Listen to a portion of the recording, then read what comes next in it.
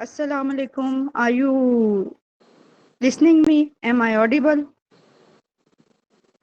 Walaikum salam, yes. Yes, Yes, ma'am. you are. Okay. Okay. Yes, ma'am. To take a start, I would like to introduce myself first. I am Rabia Rahman Khan, a clinical psychologist and CEO of Healing Journey. I am privileged to have the chance to host this program today. The Grand Training Program by the Sky Hires Institute of Learning presents the Human Puzzle Piercing Psychology. The host is me, Rabia Rahman Khan. I joined Sky Highs because we are both working on the same purpose. I too like to promote the psychology and for the newcomers, for the students, and to provide the chances of free learning skills, etc. And they are also working on this, and they are getting fame all over the Pakistan. The speaker today is Muhammad Sadiq, a very good and competent clinical psychologist and a graphologist. Uh, Over to him. The topic is today is neurophysiology of addiction. A very interesting topic, and hope he will cover all the requirements. Mr. Muhammad Sadiq, are you there? Assalamu alaikum, class. Am I visible and audible to all of you? Not visible but audible.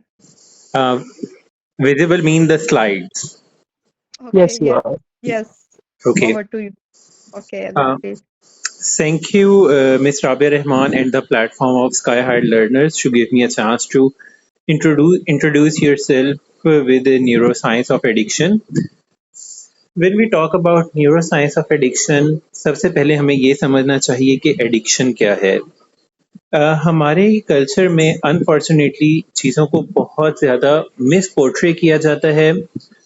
अगर हम सबसे पहले addiction की बात करें तो ये एक परवेसिव क्रॉनिक ब्रेन डिसऑर्डर है कि जिसमें जो हमारा पेशेंट होता है या विक्टिम होता है वो कंपल्सिवली ड्रग्स को सीक कर रहा होता है, उसको यूज़ कर रहा होता है डिस्पाइट दैट कि वो उसके हार्मफुल कॉन्सिक्वेंसेस को जानता है, उसको पता होता है कि it's harmful for them and for those people who are around them, लेकिन वो फिर भी इन चीज़ों को सीख कर रहा होता है due to the neurochemistry and neurophysiology जिसकी आज हम बात करेंगे, जिसको हम डिस्कस करेंगे.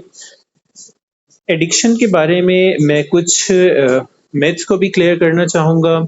हम जब एडिक्शन को फॉर्मली रिकॉग्नाइज करते हैं तो ये कॉम्प्लेक्स क्रॉनिक ब्रेन डिजीज है. ये मॉरल फेलिंग या लैक ऑफ विल पावर नहीं है जिस तरह हमारे कल्चर में मोस्टली कहा जाता है कि वो इंसान तो इसलिए नशा कर रहा है कि उसमें विल पावर नहीं है, या वो इसलिए नशा कर रहा है कि उसकी तरबियत अच्छी नहीं हुई, या वो इसलिए नशा कर रहा है कि उसकी जो मोराल्स हैं वो बहुत लो हैं. It's not like that. Addiction जो है वो एक कॉम्प्लेक्स क्रॉनिक ब्रेन डिजीज है जो कि at the long term brain की फिजियोलॉजी और उसकी केमिस्ट्री को इफेक्ट करता है, जिसकी वजह से एडिक्शन से रीड आउट करना बहुत मुश्किल हो जाता है. अगर हम एडिक्शन की बात करें तो उसके जो हमारे हॉल मार्क्स हैं वो लॉस ऑफ वॉलेंट्री कंट्रोल है ड्रग इनटेक को, कि जो एडिक्ट होता है उसका जो एक अपना कंट्रोल होता है ड्रग्स को यूज करने का, उसको इनटेक करने का, वो उसका जो वॉलेंट्री कंट्रोल है वो खत्म हो जाता है. Couple with high propensity for the relapse, जिसकी वजह से उसकी जो अगर वो एक दफा एडिक्शन को छोड़ भी देता है तो वापस एडिक्शन की तरफ आने में उसके चांसेस बढ़ जाते हैं. और ये जो मिसअंडरस्टैंडिंग है ये हमारे पर्सपेक्टिव को शिफ्ट करती है कि जिसमें हम एडिक्शन को एक प्रॉपर डिजीज की तरह देख सकते हैं रादर देन कि हम इसको अपने कल्चरल या मैथोलॉजिकल लेंस की तरफ देखें. आगे जब हम बात करते हैं ब्रेन के रिवॉर्ड सिस्टम की, तो सबसे पहले मैं रिवॉर्ड सिस्टम को थोड़ा एक्सप्लेन करना चाहूँगा. अनफॉर्चुनेटली वो स्लाइड्स में नहीं था, सो मैं उसको खुद से एक्सप्लेन करना चाहूँगा. अब आवाज क्लियर है?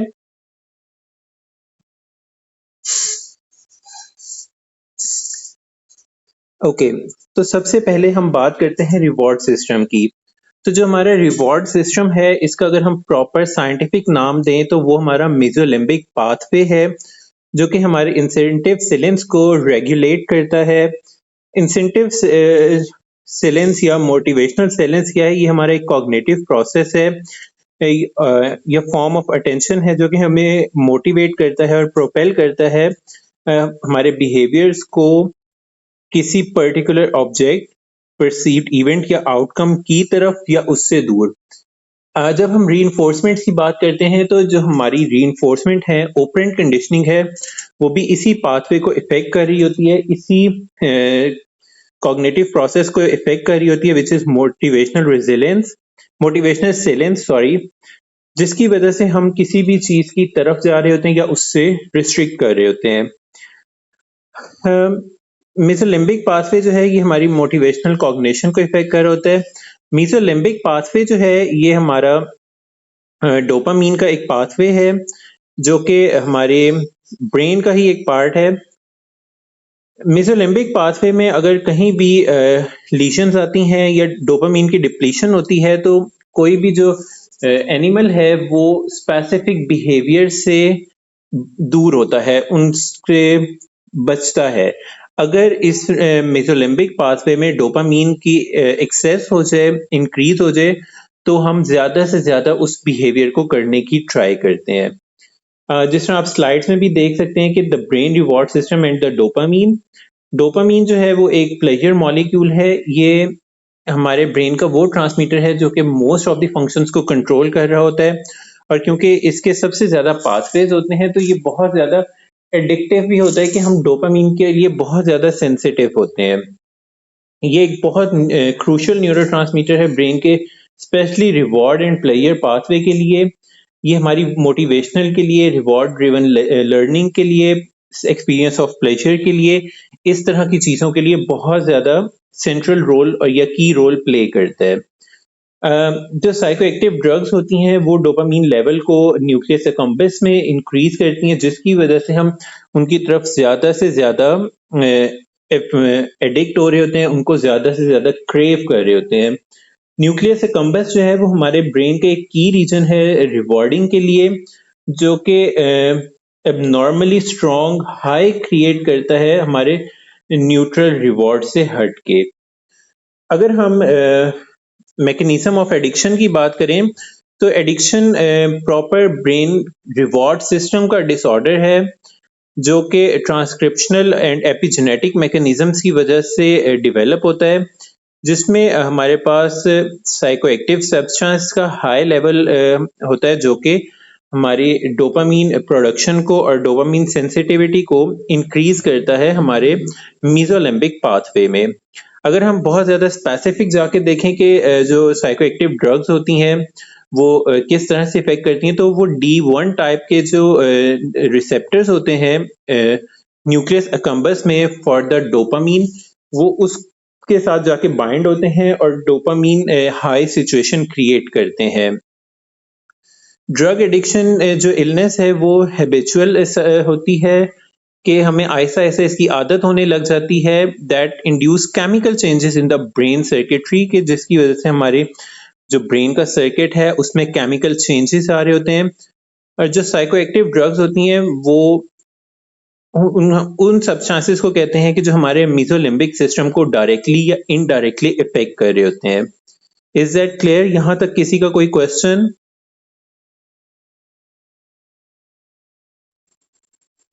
Okay, I hope there is no question till now. हम आगे की तरफ अब मूव ऑन करते हैं। हम अब बात करते हैं कि एडिक्शन के जो एडिक्शन साइकिल है उसके स्टेजेस की। कोई भी जो चीज है उसमें कहीं ना कहीं किसी ना किसी तरह के एक प्रॉपर स्टेजेस होते हैं। हम ऐसा नहीं है कि किसी ने एक दफा कोई भी साइकोएक्टिव सब्सटेंस यूज किया और वो उस चीज का एडिक्ट हो गया। सो सबसे पहला जो स्टेज है वो बिंजिंग का है या इंटॉक्सिकेशन का है। ये इनिशियल स्टेज है जो कि जिसमें again and again multiple drug consumptions आती हैं कि एक ही ड्रग को मल्टीपल टाइम विक्टिम कंज्यूम कर रहा है या मल्टीपल ड्रग्स को मल्टीपल टाइम कंज्यूम्स कर रहा है, जो कि उसकी इंसेंटिव सेलियंस को इंक्रीज कर रहा होता है, जिसकी अभी बात हुई थी, जो कि बहुत पावरफुल रिवॉर्ड एक्सपीरियंस दे रहा होता है और उसको पॉजिटिवली रीइंफोर्स कर रहा होता है ड्रग के रीयूज के लिए। एट दैट पॉइंट के जिसको हम हाइज भी कहते हैं कि बार बार वो उस हाई को अचीव करने के लिए ड्रग्स को यूज कर रहा होता है। सेकंड जो हमारे पास साइकिल आता है एडिक्शन स्केल का, वो विड्रॉल्स आते हैं कि जब भी कोई ड्रग वेयर ऑफ होना स्टार्ट हो रही होती है तो उस ड्रग की वजह से जो एक हाई क्रिएट होता है वो डिसॉल्व आउट होना स्टार्ट हो रहा होता है। जब वो डिसॉल्व आउट होना स्टार्ट हो रहा होता है तो हमारे रिवॉर्ड सिस्टम में डोपामीन की जो कंसंट्रेशन है वो सिग्निफिकेंटली रिड्यूस हो रही होती है कि जिसकी वजह से हमें नेगेटिव इफेक्ट्स आ रहे होते हैं, जैसे लाइक डिस्फोरिया है, एंजाइटी है, इरिटेबिलिटी है, साइकोमोटर एजिटेशन है, जो कि एक नेगेटिव रिवॉर्ड नेगेटिव रीइंफोर्समेंट की तरह काम कर रहे होते हैं कि जिससे बचने के लिए इंसान जो है वो जो विक्टिम है वो अगेन उस ड्रग की तरफ जाता है। दैट इज वाई कि ये एक पूरा साइकिल स्टार्ट हो जाता है यहाँ पे कि जब वो ड्रग लेगा तो वो पॉजिटिवली रीइंफोर्स होगा, हाई फील करेगा, उसको अच्छा लगेगा, और जब ड्रग वेयर ऑफ हो रही होगी तो वो विड्रॉल सिम्टम्स में जाएगा, उसको विड्रॉल सिम्टम्स आएंगे जिससे वो नेगेटिवली रीइंफोर्स हो रहा होगा कि उसको प्रॉब्लम्स हो रही होंगी, तो वो उस नेगेटिव रीइंफोर्समेंट से बचने के लिए अगेन ड्रग्स की तरफ जाएगा। जो हमारा थर्ड स्टेज है प्री ऑक्यूपेशन एंड एंटिसिपेशन, ये वो स्टेज है जो कि इंटेंस क्रेविंग जिसमें आती है कि एक स्टेज आता है एडिक्शन में कि जब इंसान को नेगेटिव रीइंफोर्समेंट नहीं मिल रही होती, मतलब कि उसको विड्रॉल सिम्टम्स नहीं आ रहे होते, फिर भी वो ड्रग को कंज्यूम कर रहे होते हैं। तो ये उनकी एक प्री ऑक्यूपेशन है, उनकी इंटरनल क्रेविंग है, वो क्रेविंग उनको मजबूर कर रही होती है कि विदाउट विड्रॉल सिम्टम्स भी वो ड्रग को अब्यूज करें। अगर हम इसकी एक बहुत कॉमन बहुत सिंपल एग्जांपल लें तो हम सब लाइफ में कहीं ना कहीं एक बहुत कॉमन एडिक्शन का शिकार हुए होते हैं। फॉर एग्जांपल कुछ लोगों को चाय की आदत है कि वो चाय के बिना नहीं रह सकते, इसी तरह कुछ लोगों को चीनी खाने की आदत होती है कि वो चीनी खाए बगैर नहीं रह सकते। तो ये दोनों भी एक किस्म की एडिक्शन ही हैं कि सेम लाइक एडिक्शन ये दोनों चीजें भी रिवॉर्ड सिस्टम को एक्टिवेट कर रही होती हैं, और आफ्टर सम टाइम इंसान को चीनी के केस में प्रीऑक्यूपेशन और एंटिसिपेशन हो रही होती है कि जब कुछ टाइम बाद उसको क्रेव हो रहा होता है कुछ मीठा खाने के लिए, कुछ चीनी या इस तरह का कुछ खाने के लिए, तो वो उसको खाता है और वो पॉजिटिवली रीइंफोर्स होता है। देन अगेन जब उसको क्रेविंग होती है तो वो अगेन मीठा खाना शुरू करता है। इसी तरह अगर चाय की बात करें तो वो उसके विड्रॉल से जब आते हैं कि मतलब सर में दर्द है, नींद नहीं आ रही या बहुत ज्यादा नींद आ रही है, जिस्म में दर्द हो रहा है, तो वो उस विड्रॉल से बचने के लिए वो अगेन चाय को कंज्यूम करते हैं, इसमें चाय की कंजम्पशन बढ़ती जाती है। Is that clear? यहाँ तक सबको क्लियर है? Yes Mahnoor Akram, what's your question? Sir I have a question. आपने अभी बात की कि एडिक्शन लाइक जब हम जैसे जैसे कंज्यूम करते हैं, लाइक शुगर हो गई, कुछ भी हो गया, but when it's come to like कोई भी पेशेंट हो जाता है, लाइक हार्ट पेशेंट है, तो जब उसका थ्रू आउट ट्रीटमेंट उसको ड्रग्स लेने से मना किया जाता है, तो फिर वो किस तरह उस प्लेयर को इनटेक करेगा, क्योंकि उसको वो ड्रग छोड़ना ही है, उसको अपनी एडिक्शन खत्म करनी ही है, तो वो किस तरह प्लेयर लेगा उसके अलावा? ओके, वैसे जो हमारी आज के लेक्चर की लास्ट स्लाइड है वो इसी चीज के बारे में है, लेकिन मैं उसको उसमें मजीद एक्सप्लेन कर दूंगा। लेकिन जनरली आपको मैं बता दूं कि जब भी हम किसी भी इंसान की ड्रग रिहेबिलिटेशन कर रहे होते हैं तो हम उसको विड्रॉल से बचाने के लिए, उन नेगेटिव इफेक्ट्स से, नेगेटिव रीइंफोर्समेंट से बचाने के लिए साथ उसको और भी मेडिकेशंस दे रहे होते हैं। मजीद डिटेल में जो है ये हम आज ही के लेक्चर के एंड में डिस्कस करेंगे। देयर इज अनदर क्वेश्चन के फ्रॉम बरीरा कि कुछ लोगों को मट्टी खाने की आदत होती है। देखें, आदत होना और addiction they are two different things.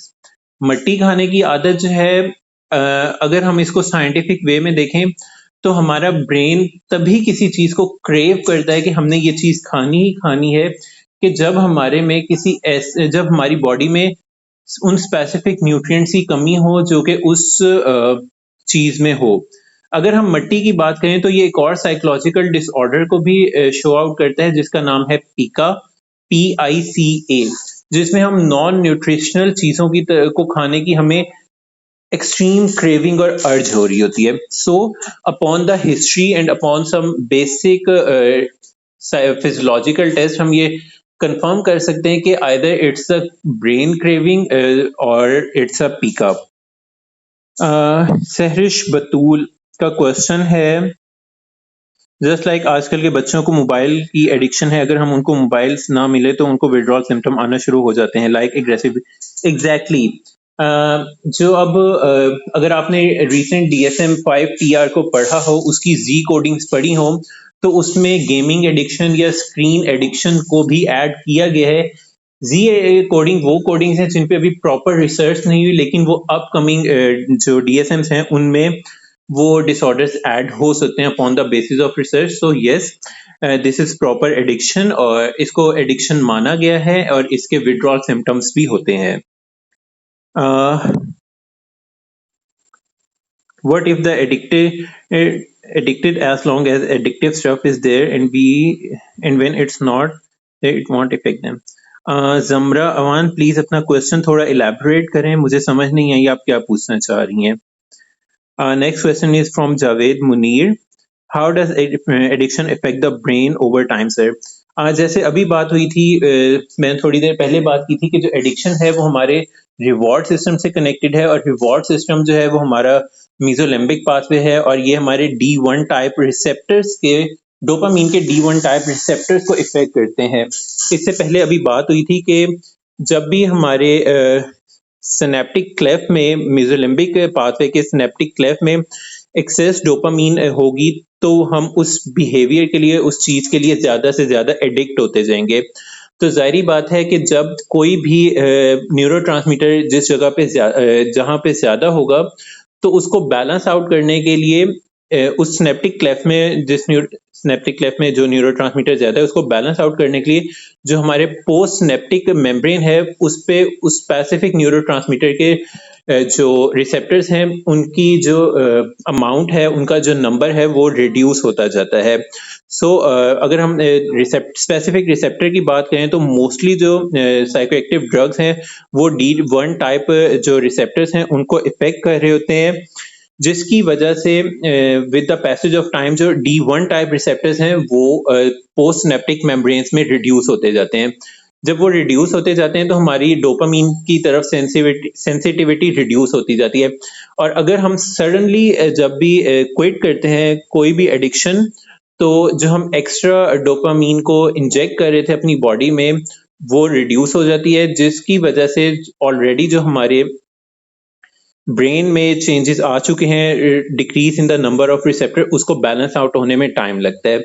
और अगर हम बात करें अल्कोहल एडिक्शन की, तो अल्कोहल जो है वो बहुत सिग्निफिकेंटली इरिवर्सिबली ब्रेन को डैमेज करता है.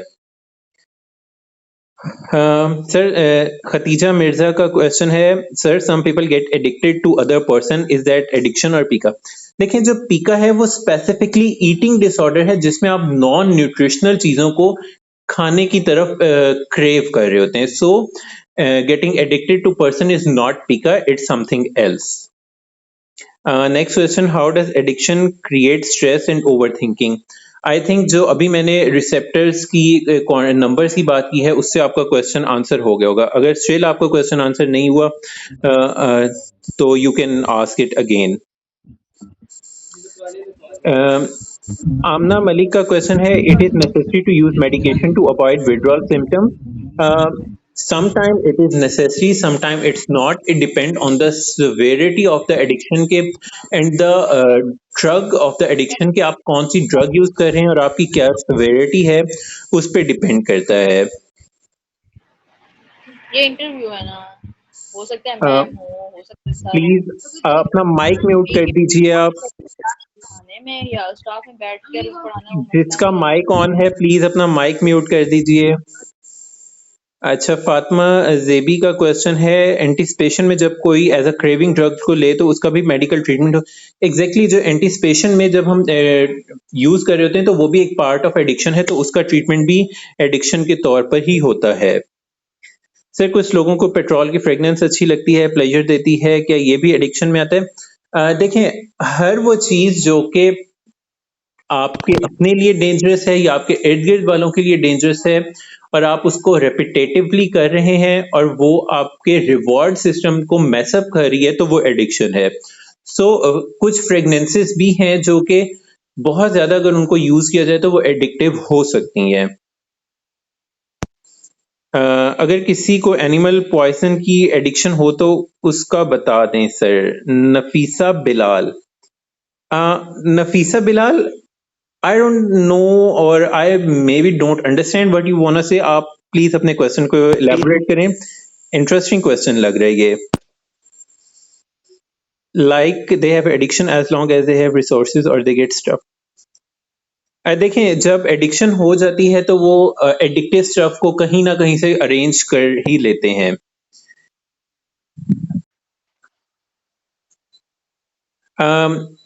इफ्रा Gill, I think due to lack of iron they can eat. देखें, जो पीकर डिसऑर्डर है वो न्यूट्रिशनल डेफिशिएंसी से रिलेटेड बिल्कुल भी नहीं है। सर अस्सलाम वालेकुम। वालेकुम अस्सलाम।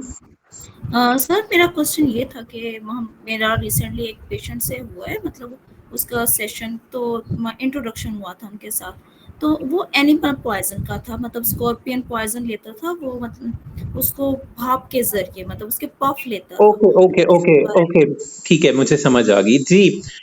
जो इस तरह की एडिक्शन है इनको हम ऑर्गेनिक एडिक्शंस कहते हैं, और ये भी आजकल बहुत ज्यादा मेन स्ट्रीम एडिक्शंस आ रही हैं, तो इनका ट्रीटमेंट भी उसी तरह किया जाता है जिस तरह नॉर्मल एडिक्शंस का किया जाता है। बट ये है कि जो इनकी मेडिकेशन ऑफ ट्रीटमेंट है और मोड ऑफ साइकोथेरेपी है वो थोड़ा डिफरेंट है। देखें, जिस तरह एक क्वेश्चन आया कि कुछ लोगों को कच्चे चावल खाने की आदत है, that's a habit not an addiction.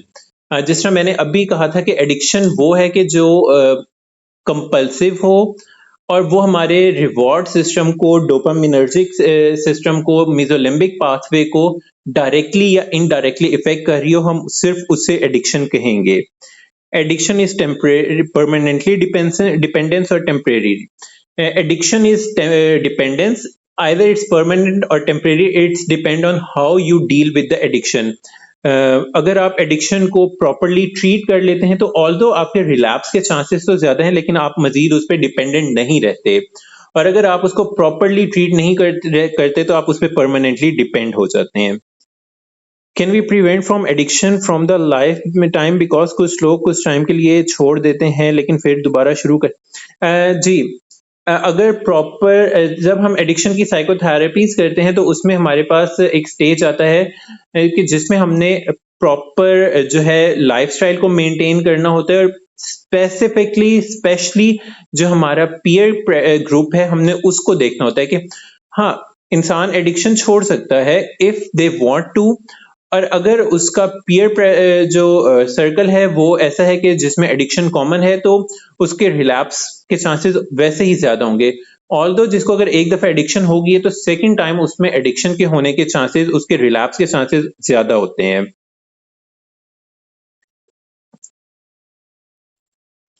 जब कोई पर्सन अपना 3 से 6 क्योर करवाए रिहैबिलिटेशन सेंटर में, उसके बाद उन्हें हर चीज में लैक ऑफ इंटरेस्ट फील हो तो वो दोबारा से एडिक्शन में एग्जैक्टली जिस तरह अभी डोपामिनर्जिक रिसेप्टर्स की बात हुई थी कि जब हम किसी भी चीज की एडिक्शन को छोड़ते हैं तो हमारे ब्रेन में ऑलरेडी जो डोपामिनर्जिक रिसेप्टर्स हैं वो बहुत कम हो चुके होते हैं। उनको अपने नॉर्मल लेवल पे आने के लिए कि वो हमारे नॉर्मल ब्रेन की जो नॉर्मल डोपामीन रिलीज है उस पे सेंसिटिविटी क्रिएट कर सके, उस पे टाइम लगता है। और डोपामीन की जो रिडक्शन है it is one of the major cause of depression.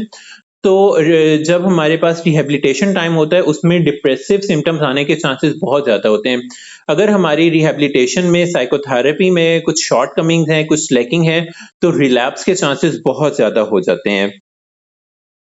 Sir, addiction denial phase में हो तो उसको कैसे मैनेज कर सकते हैं? देखें, एडिक्शन के लिए आपने अगर मॉडल ऑफ चेंज पढ़ा हो तो उसमें हमारे पास फर्स्ट जो स्टेज है प्री कॉन्टेम्पलेशन एंड कॉन्टेम्पलेशन, उसमें यही है कि पहले तो आपने ये देखना है कि जो इंसान है वो उस चीज को एडिक्शन समझ भी रहा है या नहीं, उसमें इंसाइट है भी सही या नहीं। अगर उसमें इंसाइट नहीं है तो सबसे पहले तो आपने इंसाइट को बिल्ड आउट करना होगा। इंसाइट को बिल्ड आउट करने के लिए डिफरेंट साइकोथेरेपी होती है, उसके थ्रू जब आप इंसाइट को बिल्ड आउट कर लेंगे देन आप उसको लेकर चलेंगे। इंसाइट को बिल्ड आउट करने के लिए कॉग्निटिव रिस्ट्रक्चर, कॉग्निटिव रिफ्रेमिंग जो है वो बहुत हेल्पफुल होती है, क्योंकि नॉर्मली एडिक्शन की जो इंसाइट है वो उन लोगों में नहीं होती जिनमें किसी किस्म का कॉग्निटिव एरर हो या उनके डिफेंस मैकेनिज्म जो है वो नेगेटिव हो। Why it is hard for addictive people to stop using drug? जिस तरह अभी बात हुई थी नेगेटिव रीइंफोर्समेंट या विड्रॉल की, जब विड्रॉल सिम्टम्स आते हैं तो अगर वो प्रॉपर उनको मैनेज नहीं करते तो वो इतने स्ट्रांग होते हैं कि वो एक्चुअली विड्रॉल सिम्टम्स से डर रहे होते हैं, they are terrified from the withdrawal symptom. तो वो उन विड्रॉल सिम्टम से बचने के लिए again and again and again addiction की तरफ जा रहे होते हैं। और एडिक्शन का जो हाई फेज होता है वो उनके लिए इतना प्लेजरेबल होता है कि वो उसको पॉजिटिवली रीइंफोर्स कर रहे होते हैं विक्टिम को, जिसकी वजह से वो अक्सर विड्रॉल आने से पहले ही अगेन जो है ड्रग इनटेक कर लेते हैं।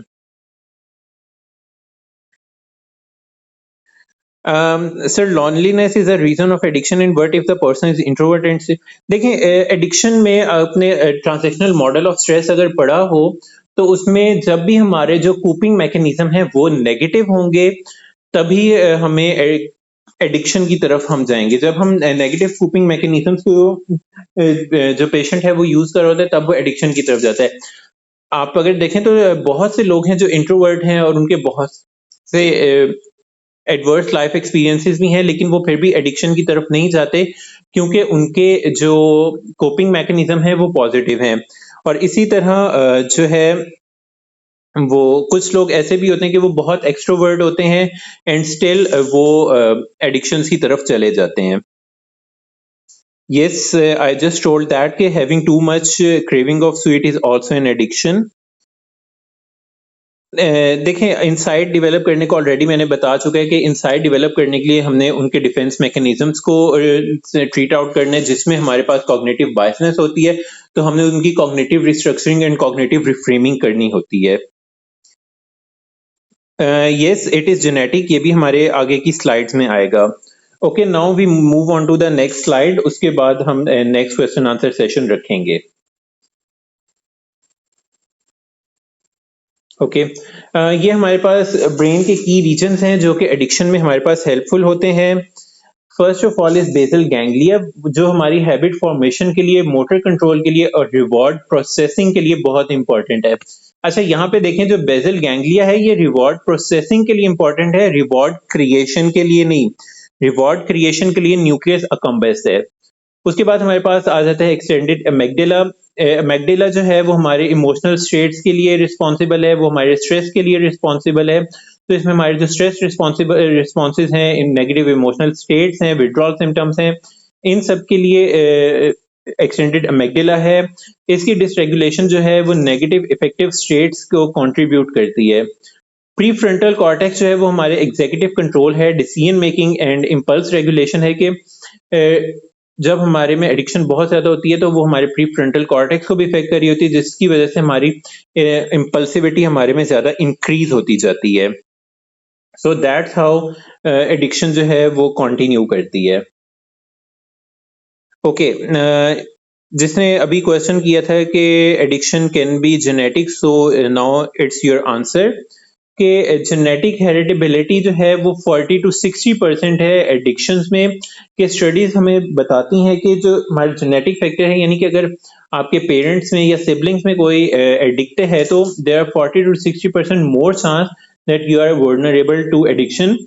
जो स्पेसिफिक जीन पॉलीमॉर्फिज्म है जो कि ड्रग मेटाबॉलिज्म को इफेक्ट कर रही होती है, वो भी हमारे जीन्स पे डिपेंड होती है, क्योंकि हमारे जीन्स इस बात के लिए रिस्पॉन्सिबल होते हैं कि हमने किस ड्रग को किस तरह हमारा लीवर मेटाबोलाइज कर रहा होगा, हमारे रिसेप्टर्स किस ड्रग को किस तरह से एक्सेप्ट कर रहे होंगे, वो भी हमारे जीन्स पे डिपेंड है, और हमारा न्यूरोट्रांसमीटर सिस्टम किस तरह काम कर रहा है वो भी हमारे जीन्स पर डिपेंडेंट है।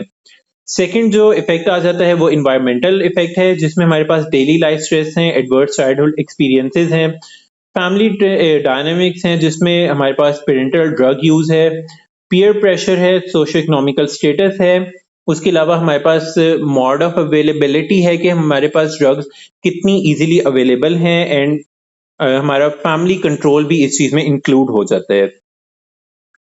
Okay, now back to the questions. Khatija Mirza, sir, if someone is addicted to something and is unstable to access it, can it lead to major psychological disorder? And it can be disorder be cured? Yes, this can lead to major some other psychological disorders. सब अगर psychological disorders की तरफ वो lead ना भी करे तो moral जो है उनकी मोरल अनएथिकल जो मीन्स है उनकी तरफ वो चला जाता है कि अगर फाइनेंशियल इश्यूज की वजह से वो अवेलेबिलिटी नहीं आ रही तो they can go for stealing और थेफ्ट्स. अगर कोई और रीजन है तो वो उसको अनएथिकल तरीके से या इमोरल तरीके से उस अनअवेलेबिलिटी को रिड्यूस करने की कोशिश करेगा. सर, मोस्ट लोग डिप्रेशन में भी कोई ड्रग यूज करते हैं. Is this also an addiction? Depression is a mental disorder. If the depression is treated properly, तो उसमें जो मेडिकेशन यूज की जाती हैं they are not that much addictive. Specially जो कॉमन मेडिकेशन बहुत ज़्यादा हम यूज़ कर रहे होते हैं और बहुत ज़्यादा एडिक्टिव हैं वो हमारी स्लीप के मेडिसिन हैं कि जिनको नींद नहीं आती उसके लिए जो मेडिसिन लोग यूज़ कर रहे होते हैं वो बहुत ज़्यादा एडिक्टिव होती हैं. एंड मॉर्फिन क्लास या ओपियोइड क्लास जो हमारी पेन किलर्स हैं वो बहुत ज़्यादा एडिक्टिव होती हैं. So we have multiple cases that people become addictive to morphine class or opioid class painkillers after some major surgeries or major accidents. क्योंकि ये drugs बहुत ज़्यादा addictive होती हैं but still we use them as a medical because they have very less side effects. Next question है, does addict person also have to leave simple cigarette before they? No, it's not necessary कि वो एक addiction को छोड़कर ही दूसरी addiction की तरफ जाएगा. People come with multiple addictions at the same time. वो एक ही वक्त में बहुत ज़्यादा एडिक्शंस कर रहे होते हैं. And it's also not necessary कि it always start with the cigarette. Some people directly start from the alcohol or cannabis or some higher stuffs. Especially now in our youth, the methamphetamine, also known as ice, it is way more common to start addiction with ice than any other form of addiction. So it is possible that person become addicted to family pressure and losing a loved one. Yes, this is one of the major cause. कि देखें अगर हमने environmental factors में देखें तो सबसे पहला factor भी हमने early life stresses को लिखा है कि जिसमें किसी भी तरह के फैमिली डायनामिक्स आ जाते हैं, लॉस ऑफ लव वंस आ जाते हैं. ये सब चीज़ें एक बहुत मेजर रोल प्ले करती हैं किसी भी तरह की एडिक्शन के लिए. Sir, yes please. सर, ऐसी कौन सी एडिक्शन है जो जेनेटिकली ट्रांसफर होती है फ्रॉम पेरेंट्स टू ऑफस्प्रिंग? देखें, स्पेसिफिकली हम किसी भी ऐसी सिंगल एडिक्शन को नहीं कह सकते कि वो पेरेंट्स से चाइल्ड में ट्रांसफर होगी. हाँ, अगर पेरेंट्स किसी भी चीज को एडिक्ट हैं तो उसकी एडिक्शन जो है वो उनके आगे बच्चों में होने के चांसेस 40 to 60% है. But if a mother is addicted to some substance and it's using that substance during their pregnancy, during their gestation period, so the baby could be or might be addicted from the birth due to the intoxication of the mother. क्योंकि at first baby जो है वो जितने भी nutrients हैं वो अपनी mother से receive कर रहे होते हैं through placenta, and sometimes placenta cannot be able to filter out the addictive substance. They pass through the placenta and enter through the baby's system. So अगर मदर ड्यूरिंग प्रेगनेंसी कोई भी addictive substance use कर रही है तो बच्चे में वो एडिक्शन होने के चांसेस बहुत ज्यादा हो जाएंगे due to the blood transfusion और sorry not blood transfusion, due to the nutrient exchange from mother to child through placenta. Sir, drugs addict जब ड्रग्स से अवॉइड करते हैं तो वो एंजाइटी फेस कर रहा होता है. Exactly, this is one of the withdrawal symptom. जब भी कोई ड्रग एडिक्ट किसी ड्रग्स को स्टॉप करता है तो उसमें विड्रॉल सिम्टम्स आते हैं. सो जो हमारी ड्रग ट्रीटमेंट है उसमें हम इन विड्रॉल सिम्टम्स को ही डिफरेंट मेडिकेशन से कंट्रोल करने की ट्राई कर रहे होते हैं या उनको मिनिमाइज करने की ट्राई कर रहे होते हैं कि जिसकी वजह से उनके नेगेटिव रीइंफोर्समेंट कम से कम हो और वो एडिक्शन से ज़्यादा बेटरली कोप आउट कर सकें और उससे निकल सकें। Addiction affect our relationship or daily life, so how we overcome? The best thing is to treat the addiction and get rid of the addiction. They need to know take treatment step by exactly.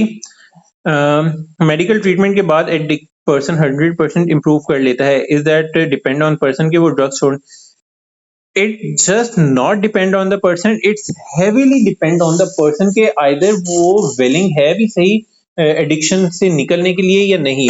अगर कोई इंसान addiction छोड़ना ही नहीं चाहता, no matter आप उसका कितना expensive treatment करवा लें, उसकी कितनी रिग्रेस साइकोथेरेपी करवा लें, उसकी कितनी स्ट्रॉन्ग रिहेबिलिटेशन करवा लें, स्टिल वो वापस जा सकता है एडिक्शन की तरफ. सो पर्सन की जो अपनी एक ख्वाहिश है, उसकी जो अपनी एक विल है to get rid of addiction, it is one of the basic things to get rid of the addiction. Without that you cannot treat the addictive person. Khatija Mirza, you are saying that, sir, can someone be addicted to specific thoughts such as suicide or harming oneself? No, it's not addiction, but it's other mental disorder. For example, if there are suicidal thoughts, this could indicate the depressive disorders. And if they are harming self, it could be the symptoms of borderline personality disorder. So if someone came to you with such symptoms, you have to check all other mental disorders to better identify that के actually वो इंसान किस mental disorder से suffer कर रहा है. Yes, there are many disorders that lead to addiction. For example, depression, psychosis, anxiety, stress. These all disorders and personality disorders, these all can lead to the addiction. So, this session yes, this session will be uploaded on YouTube. Pornography, yes, pornography is also very addictive because pornography related to pornography, we do masturbation, and masturbation activate the same reward system which activated by other drugs. So that is why pornography is addictive. During pornographic visuals, we are getting the visual positive response, and that's also activating our reward system. That's why we get addicted to pornography. If a person wants to leave the addiction but can't lose his fear and end up using drugs, exactly, that is one of the dilemma ke, if the person really wants to leave the addiction, they have to take some steps, and one of the steps is to get out of such companies where addiction is common. What things do in rehabilitation center to get rid of these addiction?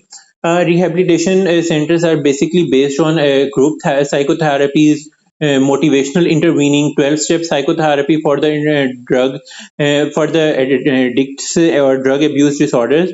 So in rehabilitation center, therapies are specifically tailored to each person to better cope with the stresses of life and develop a positive coping technique, so they will be protect their own self from the addiction from longer. They slowly give them alternatives and start. Exactly. Sir, if addiction is treated using NLP, can addiction be cured? Yes, addiction can be cured, and NLP is also the form of psychotherapy, and yes, by the proper use of NLP, you can treat addiction. In fact, we use some of NLP techniques in the psychotherapies related to the addictions. People get addicted to temporary pleasure. Yes, they do, because they provide the positive reinforcement. Okay, we move on the next slides, and we will answer the remaining questions. Chronic drug, neurochemical, and do you have any question? Neurochemical and neuroplastic changes. I think ये पहले भी किसी का question था कि how addiction changes our brain. So that slide will answer your question more thoroughly and more scientific way. जो neurotransmitter dysregulation है, long term drug abuse जो है वो जो हमारे न्यूरोट्रांसमीटर्स का एक बहुत ही स्पेसिफिक बैलेंस है उसको डिस्टर्ब कर रही होती है, particularly dopamine GABA which is gamma aminobutyric acid and glutamate, जो कि हमारी ब्रेन सिग्नलिंग को अल्टर कर रहा होता है, कि जिसकी वजह से हम मोर एंड मोर एडिक्ट होते जाते हैं उस स्पेसिफिक ड्रग की वजह से. The second one is neuroplasticity. जो हमारा ब्रेन है ये हाईली अडाप्टेबल है टू द सिचुएशन. तो जब हम किसी भी चीज के एडिक्ट होते हैं तो हमारे ब्रेन में न्यूरोप्लास्टिक चेंजेस आती हैं, वो उन पाथवे को स्ट्रेंथन कर रही होती हैं जो हमारे ड्रग सीकिंग बिहेवियर्स को कंट्रोल कर रहे होते हैं, और उन पाथवेज को वीक कर रही होती हैं जो हमारे सेल्फ कंट्रोल और नेचुरल रिवॉर्ड्स होते हैं, जिसकी वजह से हम एडिक्शन की तरफ ज्यादा से ज्यादा क्रेव कर रहे होते हैं. और ये जो चेंजेस हैं ये जो ड्रग हम स्टॉप कर लें तो उसके भी बहुत अरसा बाद तक रहती हैं. दैट इज वाई जो कि ड्रग अब्यूजर्स होते हैं उनमें रिलैप्स के चांसेस ज्यादा होते हैं, क्योंकि न्यूरोप्लास्टिसिटी को एक स्लो प्रोसेस है लेकिन लॉन्ग लास्टिंग प्रोसेस है. Okay, now back to question and answers. So Usofone, just discussed before that Usofone is also addiction, and it's added in the Z coding of the DSM-5-TR, which indicate that it's now in researches and may be properly included as disorder in upcoming DSMs. Faiza Naeem का question है, in Western societies where alcohol use is socially acceptable, how can we differentiate whether addiction is driven more by genetic vulnerability, environmental exposure, or combination of both?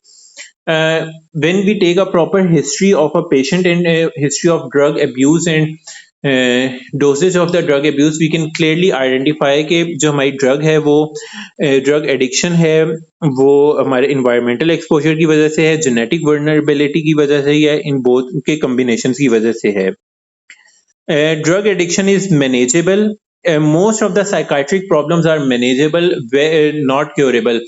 Curable हम उसको कहते हैं कि जिसमें हमारे पास रिलैप्स के चांसेस नेग्लिजिबल हों, like 0 to 1%, but in psychiatric all the psychiatric disorder are manageable, not curable, because उनमें रिलैप्स के चांसेस बहुत ज्यादा होते हैं. No, love is not an addiction.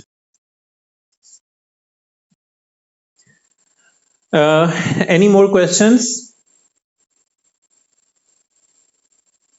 Okay, now we are in the next slide, the challenge of relapse.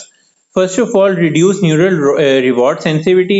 जैसे कि हमने पहले बात की थी कि जब हम ड्रग को अब्यूज कर रहे होते हैं तो हमारा ब्रेन उस हाई न्यूरोट्रांसमीटर की हाई अवेलेबिलिटी के लिए अपने आप को अडॉप्ट कर लेता है, जिसकी वजह से हमारी जो न्यूरल रिवॉर्ड की सेंसिटिविटी है वो वक्त के साथ साथ कम होती जाती है. हमारे जो ब्रेन का रिस्पॉन्स है टुवर्ड न्यूट्रल स्टिमुलस वो कम होता जाता है, which make everyday pleasures less gratifying and increasing to the drive of seeking artificial stimulation. Next है हमारे heightened stress response. Individuals in recovery often experience an increased sensitivity to stress because क्योंकि जो हमारे dopamine है वो हमारा एक mood regulator neurotransmitter भी है, इसकी सेंसिटिविटी ऑलरेडी बहुत रिड्यूस हो चुकी होती है due to the cessation of the drug. That is why हमारी जो स्ट्रेस की सेंसिटिविटी है वो इंक्रीज हो चुकी होती है, जो कि एक पावरफुल ट्रिगर है क्रेविंग्स के लिए और हमारी डिसीजन मेकिंग कैपेबिलिटीज को इम्पेयर कर रहा होता है. इसकी अगर आप सिंपल लाइफ एग्जांपल भी लेंगे तो जितना आप स्ट्रेस में होंगे आप उतने गलत डिसीजंस करेंगे, आपकी डिसीजन मेकिंग कैपेबिलिटीज उतनी कम होंगी और आप उतने ज्यादा इम्पल्सिव होंगे. इम्पेयर्ड सेल्फ कंट्रोल, जैसे कि पहले भी अभी बात हो चुकी कि ड्रग्स जो हैं वो हमारे प्री फ्रंटल कॉर्टेक्स को अफेक्ट कर रहे होते हैं, जो कि हमारे executive functioning and higher functioning को कंट्रोल कर रहे होते हैं, जिसमें हमारा self control and decision making behaviours आ जाते हैं जो कि इम्पेयर होते हैं when the prefrontal cortex is not working properly.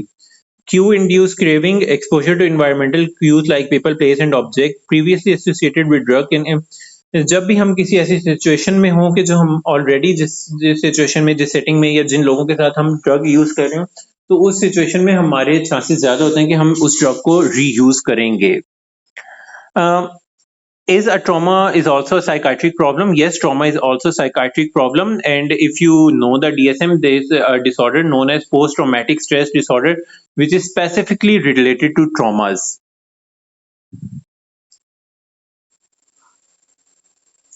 Ansa Kamal, sir, can a person be addicted to sweets? Cause my parent call. Yes, I just discussed before that कि हम चीनी के या मीठी चीज़ों के एडिक्ट किस तरह होते हैं, और कौन सा मैकेनिज्म जो है वो हमें स्वीट्स का एडिक्ट बना रहा होता है। Any other question? ओके, अब हम बात करते हैं करंट न्यूरोसाइंस इन्फॉर्म ट्रीटमेंट्स की। सबसे पहले हमारे पास आता है मेडिकेटेड असेस ट्रीटमेंट, जिसमें हम मेडिकेशन फार्मास्यूटिकल इंटरवेंशंस को या मेडिकेशंस को यूज कर रहे होते हैं जो कि हमारे स्पेसिफिक एडिक्शन जो पाथवे हैं रिलेटेड टू एडिक्शन या रिवॉर्ड पाथवे या मेसोलिम्बिक पाथवे उसको इफेक्ट कर रहे होते हैं, जिस तरह ओपियोइड रिसेप्टर्स हैं, अल्कोहल क्रेविंग्स हैं या निकोटीन डिपेंडेंस है। तो ये स्पेसिफिक जो ओपियोइड के रिसेप्टर्स हैं या निकोटीन के रिसेप्टर्स हैं उनको इफेक्ट कर रहे होते हैं, जिसकी वजह से हमारे जो विड्रॉल सिम्टम्स हैं वो मैनेज हो रहे होते हैं और जो ड्रग्स के वर्स इफेक्ट हैं उनको ब्लॉक कर रहे होते हैं।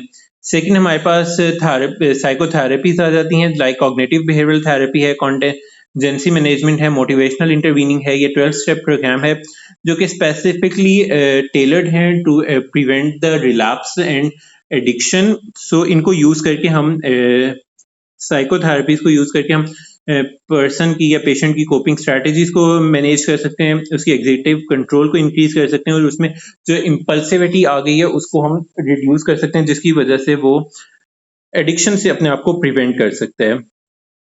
उसके बाद जो हमारे पास इमर्जिंग रिसर्च है उनमें कटिंग एज रिसर्चेज हैं, जस्ट लाइक न्यूरोट्रांसमीटर टेक्निक्स हैं, जिसमें हमारे पास TMS है। TMS is transcranial magnetic stimulation, के जिसमें हम around the brain magnetically brain को स्टिमुलेट कर रहे होते हैं। जीन थेरेपी है जो कि हाईली पर्सनलाइज्ड मेडिकेशन है। इसके अलावा जो एक बहुत रीसेंट रिसर्च है, मैं आज ही इसके बारे में एक डॉक्यूमेंट्री देख रहा था कि जो हमारे पास साइकेडेलिक इफेक्ट्स हैं या साइकेडेलिक मशरूम्स हैं या साइकेडेलिक सब्सटेंस है उनको यूज कर रहे होते हैं, उनको यूज करके हम एडिक्शंस को प्रिवेंट कर सकते हैं। It's like cutting an iron with an iron. Psychedelic objects जो हैं वो खुद भी हाईली एडिक्टिव होते हैं, लेकिन हम उनको मेडिकली प्रॉपरली क्योर्ड वे में यूज करके हम अपने जो एडिक्शंस हैं उनको कंट्रोल कर सकते हैं। Is that clear? Yes, sir.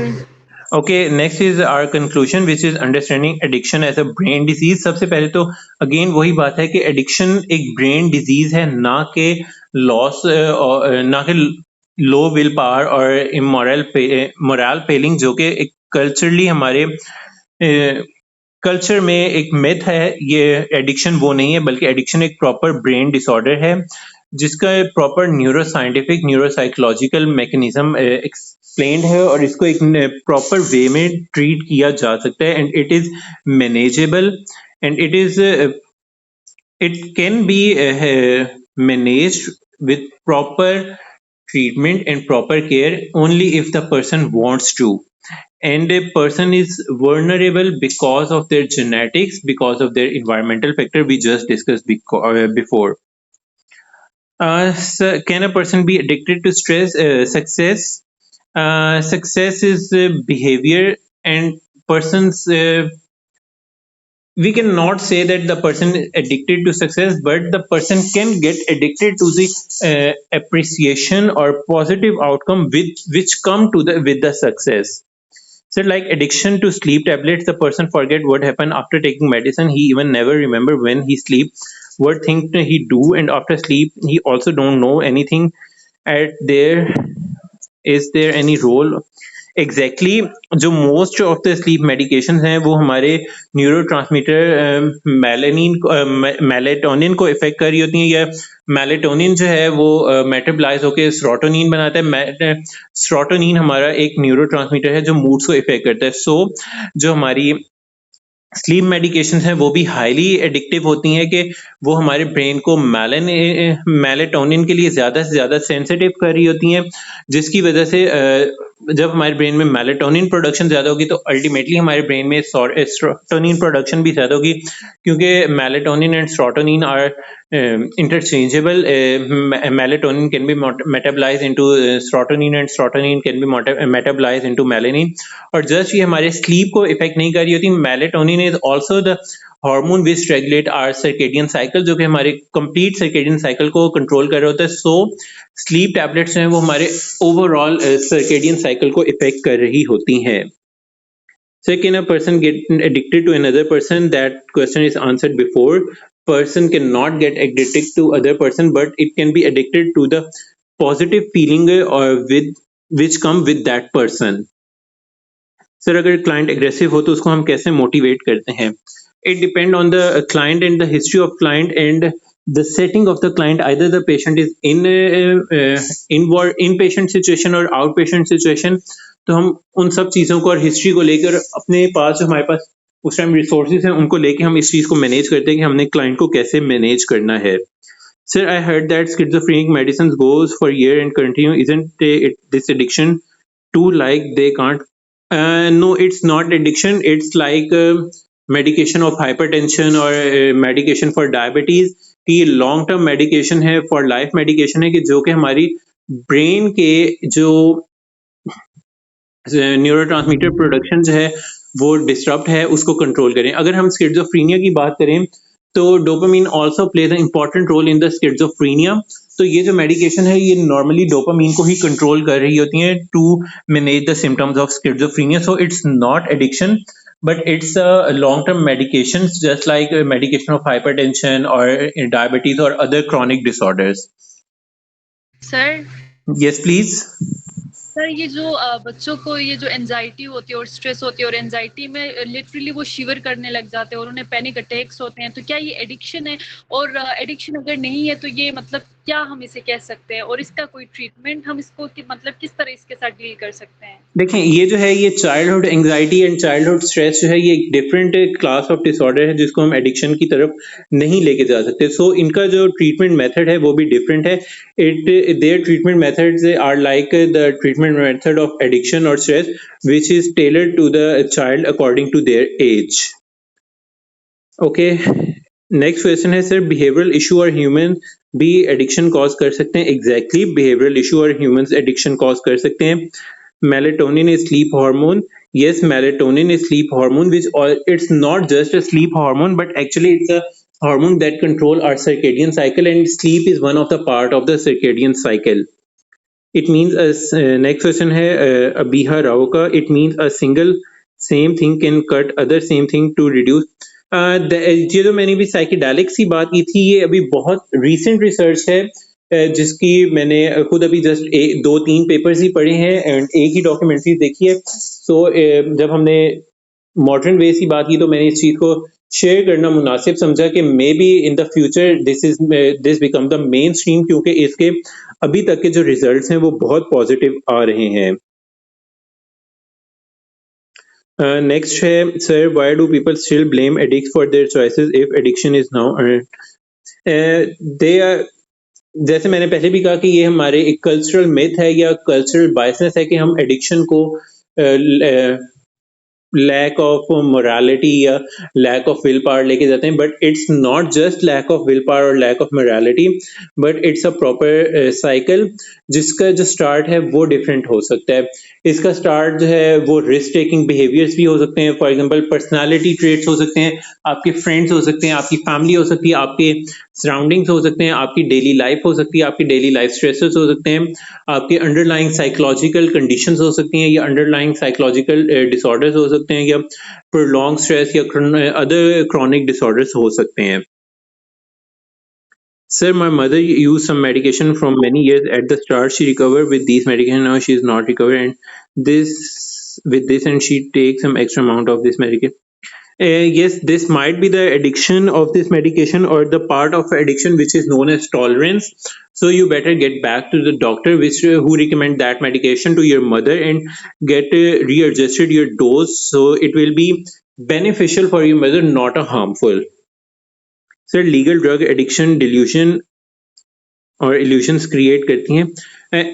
देखें जो लीगल ड्रग्स हैं वो उनको हम ड्रग एडिक्शन नहीं कहेंगे क्योंकि वो एक बहुत ही highly tailored, highly maintained and highly organised way में यूज की जाती है कि जिसकी वजह से एडिक्शन नहीं हो सकती. वो जस्ट जो स्पेसिफिक कंडीशंस हैं उनको कंट्रोल कर रही होती हैं, लेकिन जब उनको हम प्रोलॉन्ग या इम्प्रॉपरली यूज करें तब वो एडिक्शन होंगी और इस केस में वो लीगल नहीं होंगी. Why do some people recover from addiction while others relapse repeatedly? It is more about It's both. It's about biology and mindset both. कि अगर आपका अवेलेबिलिटी बहुत इजी है और लाइफ के स्ट्रेस बहुत ज्यादा है तो भी आपके रिलैप्स के चांसेस बहुत ज्यादा हैं. अगर आपका फ्रेंड सर्कल ऐसा है कि जिसमें एडिक्शन बहुत कॉमन है और एडिक्शन को नेगेटिवली नहीं देखा जाता तब भी जो है एडिक्शन के चांसेस बहुत ज्यादा हैं. एंड अगर आपकी जो बॉडी है वो बहुत ज्यादा सेंसिटिव है टू द एडिक्टिव सब्सटेंस तो भी आपके एडिक्शन की रिलैप्स के चांसेस बहुत ज्यादा हैं.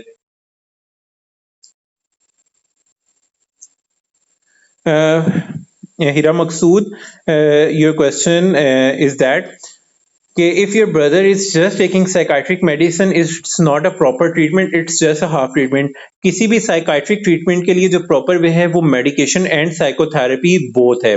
कि medication and psychotherapy go hand in hand. You cannot treat the disorder only with one way. You have to take medication. You must go for the addiction. There are some conditions जहाँ पे हम without medication तो psychiatric disorders को manage या control कर सकते हैं, but there is no such disorder कि जिसको हम without psychotherapy control कर सकें. And for the PTSD, the specific therapy for PTSD is EMDR, which is eye movement desensitization and reprocessing therapy. OCD, it's not directly lead to addiction, but if you have some underlying condition like stress related to OCD or anxiety related to OCD, it can lead to addiction. Yes, and including therapy, he needs to take complete therapy and say. So if Hira Maqsood, if he get aggressive, so first of all, psychologist must try to identify his trigger कि वो किन चीज़ों से trigger हो रहे हैं, क्या चीज़ें उसको एग्रेसिव कर रही हैं, क्या चीज़ें उसको काम कर रही हैं. अगर आप लोगों में से किसी ने मेरा ही previous lecture sky higher learners के प्लेटफॉर्म पे ही सुना हो which is rapid case conceptualisation, तो उसमें हमने ऑर्गेनाइजेशन ऑफ presenting complaints पढ़ा था, which helps a lot to identify and acknowledge and better understand the triggers and the symptoms, जिसकी वजह से थेरेपी बहुत इफेक्टिव हो सकती है, बहुत प्रॉपर हो सकती है. और एग्रेसिव होने का दूसरा कॉज ये भी है कि प्रॉपर रैपो बिल्ड नहीं हो पा रही साइकोलॉजिस्ट और आपके भाई के दरमियान. सर वो एक्सप्रेस नहीं कर सकता मतलब ज्यादा, और अगर उसे इस ट्रॉमा के बारे में पूछा जाए ना तो उस पर ज्यादा बात नहीं करता. ये मसला है उसका. अगर वो एक बार जी अगर वो एक बार सारा बता दे तो शायद उसको दोबारा ये मतलब ना हो, उसके दिमाग में एक निकल जाए, यानी कि उसको रिमूव हो जाए. if he is suffering from PTSD, वो एक दफा कभी भी नहीं बताएगा, और जब उसके सामने उस ट्रॉमा से रिलेटेड वेगली रिलेटेड भी कोई चीज डिस्कस की जाएगी तो वो उसी ट्रॉमा के मूवमेंट में वापस चला जाएगा. सो प्रॉपर थेरेपी, इसकी जो प्रॉपर थेरेप्यूटिक सेटिंग ये होती है कि सबसे पहले EMDR में हम सबसे पहले जिस स्केल को यूज करते हैं उसमें हम ट्रिगर्स को आइडेंटिफाई करते हैं और उनकी सिवियरिटी को आइडेंटिफाई करते हैं कि कौन सी चीज उसको किस लेवल पे ट्रिगर कर रही है. उससे पहले हम प्रॉपरली रैपो बिल्ड करते हैं, उसको एक कंफर्ट जोन प्रोवाइड करते हैं जिसकी वजह से वो उस सिचुएशन में रह के कंफर्टेबल फील करे और एक्चुअली वो अपने ट्रॉमा को bit by bit, piece by piece, एक वक्त में एक सेशन में एक पीस, आधा पीस, एक वर्ड उस ट्रॉमा का डिस्कस करे. And with the passage of time वो आहिस्ता आहिस्ता उस ट्रॉमा को डिस्कस करना स्टार्ट करेगा. इफ यू वांट कि वो एक ही वक्त में एक ही सेशन में बैठ के अपने पूरे ट्रॉमा को डिस्कस कर दे, it will never gonna happen. और सर अगर उससे पूछा जाए ना तो इस चीज को लेकर वो ट्रिगर हो जाता है. एग्जैक्टली अगर आप डायरेक्टली उससे पूछेंगे वो बहुत ज्यादा ट्रिगर होगा क्योंकि वो एक्चुअली उस मूवमेंट में चला जाएगा. It actually relieves that movement जिसमें वो ट्रॉमा हुआ था. सो इसमें सबसे पहले एक कंफर्ट जोन बिल्ड अप करना होता है, प्रॉपर रेपो बिल्ड करनी होती है, उसके बाद ट्रिगर्स को आइडेंटिफाई करना होता है, उसके बाद ट्रिगर्स की सिवियरिटी लेवल को आइडेंटिफाई करना होता है. दैट इज व्हाई हम जो EMDR है उसको यूज करते हैं कि जो एक बहुत सिस्टमैटिक, बहुत हाईली ट्रॉमा फोकस्ड थेरेपी है. You should better get your brother to the clinical psychologist for the treatment of PTSD so he can live his life normally. Sir आप प्रोवाइड करते हैं? I do provide sessions, but unfortunately जो EMDR है वो online नहीं हो सकती, and I don't think so कि हम इस तरह की सेटिंग में हैं कि we are from the same city. I don't think so कि we are from the same city कि जिसकी वजह से हम फिजिकल सेशन प्रोवाइड कर सकें. सर आपकी लोकेशन क्या है, अगर हम लोग फिजिकल आके करवा सकें? I am from Multan, and currently I am conducting session just online. That is why अभी तो थोड़ा डिफिकल्ट होगा मेरे लिए कि मैं EMDR को कंडक्ट कर सकूं. और सर मसला ये है कि ऑनलाइन ये लेता नहीं है सेशन. EMDR कभी भी ऑनलाइन हो भी नहीं सकती, क्योंकि EMDR जो है वो साइकोसोमेटिक थेरेपीज को भी यूज कर रही होती है, जिसमें हमने एक्चुअली फिजिकली पेशेंट का साइकोलॉजिस्ट के सामने होना जरूरी है. Okay sir, thank you. Yes. Rabia Khan का question, how to treat. Yes please. Sir Pakistan में अगर देखा जाए तो सबसे पहला इशू तो यही है कि लोग इस चीज को आइडेंटिफाई अभी तक नहीं कर रहे कि उनके साथ साइकोलॉजी प्रॉब्लम्स हो सकते हैं. और दूसरी बात, अगर हम घर के रिलेटेड करें, क्योंकि हम तो साइकोलॉजिकल बैकग्राउंड से हैं तो हम इस बारे में बात कर लेते हैं, मगर अगेन हमें अपने ही घर में उस चीज को आइडेंटिफाई करने में बहुत मसला होता है. और अगर हम आइडेंटिफाई कर भी लें और उस पर्सन को ये बता भी दें तो वो हमें खुद एक लेबल दे के चला जाता है. तो हम इस चीज को कैसे जो है वो हम मिनिमाइज कर सकते हैं, एक ये. और दूसरा ये कि जो पेशेंट है वो चाहे हमारा रिलेटिव है या जो भी है, हम उसको कैसे अग्री कर सकते हैं कि वो जाए और थेरेपी ले. क्योंकि कोई भी बेशक हम उसको क्लिनिकल में जबरदस्ती भेज भी दें, मगर जब वो खुद ही विलिंगली नहीं है तो उस पर कोई इस चीज का इफेक्ट भी नहीं होगा. देखें, फर्स्ट ऑफ ऑल लोगों को पता होता है कि हमें साइकोलॉजिकल अटेंशन नीड करने की जरूरत है, लेकिन जो हमारा एक स्कीमा बन चुका है, एक स्टिग्मेटाइजेशन बन चुकी है रिलेटेड टू मेंटल डिसऑर्डर, उसकी वजह से वो साइकोलॉजिकल अटेंशन को सीक नहीं कर रहे होते या सीक करने से डर रहे होते हैं कि हाय लोग क्या कहेंगे कि ये पागल हो गया. साइकोलॉजी या साइकाट्रिक डिसऑर्डर्स को हमने एक टाइटल दे दिया हुआ है, एक स्टिग्मा टाइटल दे दिया है कि अगर कोई भी किसी साइकाट्रिस्ट के पास या साइकोलॉजिस्ट के पास जा रहा है तो वो पागल है. इट्स नॉट लाइक दैट, वो पागल नहीं है. There are so many other things in life which need psychological attention. So सबसे पहले अगर आपको लगता है कि किसी कोई इंसान जिसको प्रॉपर साइकोलॉजिकल अटेंशन की जरूरत है, तो as a friend, as a family, आप सबसे पहले ये कर सकते हैं कि आप उसको विदाउट बीइंग अ साइकोलॉजिस्ट आप उसको ये रियलाइज करवाएं कि साइकोलॉजिकल हेल्प लेना is not something to be ashamed of, but without being a psychologist आपने उसको एज अ फ्रेंड ट्रीट करना है, एज अ फैमिली ट्रीट करना है, या जो भी आपको उसके साथ रिलेशन है आपने उस रिलेशन के साथ ट्रीट करना है. सर मोस्टली अगर हम पाकिस्तान में देखें तो इस चीज़ में बहुत सारी मिथ्स बनी हुई हैं. लोग वो दूसरे रास्ते इख्तियार करते हैं इंस्टेड ऑफ के वो किसी साइकोलॉजिकल हेल्प को चूज़ करें. जस्ट लाइक के इफ़ एवरीवन नोस के मोस्टली जो है वो पीर बाबों का सहारा लिया जाता है. और अभी मैं रिसेंट एक सीन देख रही थी कि एक बच्ची को जला दिया गया था सिर्फ एक बाबे के कहने पे, और उसको लाइक साइकोलॉजिकल इशू था. एंड पाकिस्तान में इस चीज़ को रिकॉग्नाइज नहीं किया जाता बिकॉज वो एक चीज़ आती है, उन्होंने ऑलरेडी बहुत ज़्यादा इसको अपनाया हुआ है. Yes, this is lack of awareness and stigmatization attached to the psychological help. So हमने अवेयरनेस क्रिएट करनी है और स्टिग्मेटाइजेशन को रिड्यूस करना है. सर मेरे ब्रदर के मेरे फैमिली वालों ने किया था, पीर फकीरों के पास ले गए थे. अनफॉर्चुनेटली हमारे कल्चर में सबसे पहला जो mode of treatment psychiatric disorders में यूज किया जाता है वो यही है, but with proper awareness, with proper removal of stigmatization आप proper psychological attention need seek कर सकते हैं. Okay, Miss Rabia Khan का question था how to treat chronic insomnia being afraid of getting addict of sleeping aids. There are some sleeping pills which are not addictive. उसके बाद भी अगर आपने totally unpharmacologically insomnia को treat करना है, so you can try to maintain sleep hygiene and other sleep related therapies which can be used to create a healthy sleep cycle. Next question है शाहिदा शाहिद का excessive use of mobile phone and prolonged exposure to social media can be considered a form of behavioral addiction, particularly among toddlers. Yes, I think ये question बहुत दफ़ा repeat हो चुका है इसी session में और बहुत दफ़ा मैं आंसर भी दे चुका हूँ कि जो स्क्रीन एडिक्शन है वो DSM के Z कोडिंग्स में ऐड कर दी गई है, जिसका मतलब है कि इस पे रिसर्च शुरू हो चुकी है और माइट भी पॉसिबल कि अपकमिंग DSM वर्जन में इसको प्रॉपर डिसऑर्डर्स में कैटेगराइज कर दिया जाए. PTSD I think includes up to 12 to 15 session. Knows the number of session is not limited.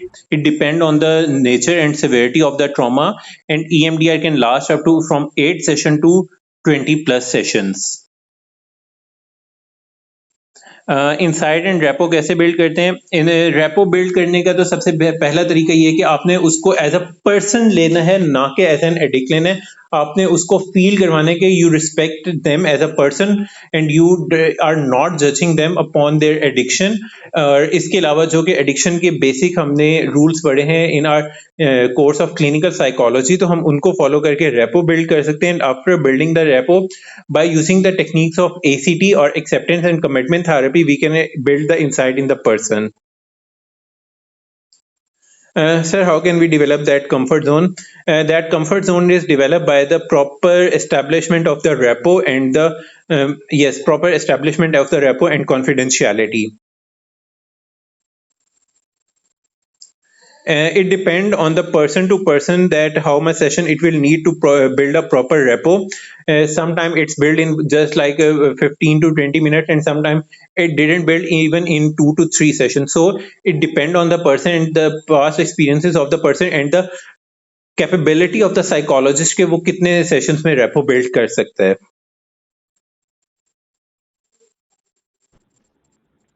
Sir अगर आपको पता हो कि लाहौर में कौन सा एक अदारा है जो वाकई में साइकोलॉजी की एक अच्छी इंटर्नशिप करवा रहा है, तो वो कौन सा है? I have no idea about that. Laiba Ashraf का question है, a mother and son went through severe accident and both of them lost their accident memory and the mother can't stand up and move without some. It could be dissociative amnesia or trauma related amnesia. Next question is from Sobia Malik. Sir, most people do not visit clinic properly and do not attend all session and blame the psychiatrist. Because अगर कोई भी इंसान जो properly sessions नहीं ले रहा या properly clinic को विजिट नहीं कर रहा, तो या तो आपकी प्रॉपरली रेपो बिल्ड नहीं हुई हुई, या आपने प्रॉपरली पेशेंट को साइको एजुकेट नहीं किया हुआ, या पेशेंट की कॉन्फिडेंशियलिटी, पेशेंट को लग रहा है कि मेरी कॉन्फिडेंशियलिटी प्रॉपरली एस्टैब्लिश नहीं हुई. If you have all these things properly built up and you are and you make the patient feel like you are competent in treating them, so they will attend the sessions properly.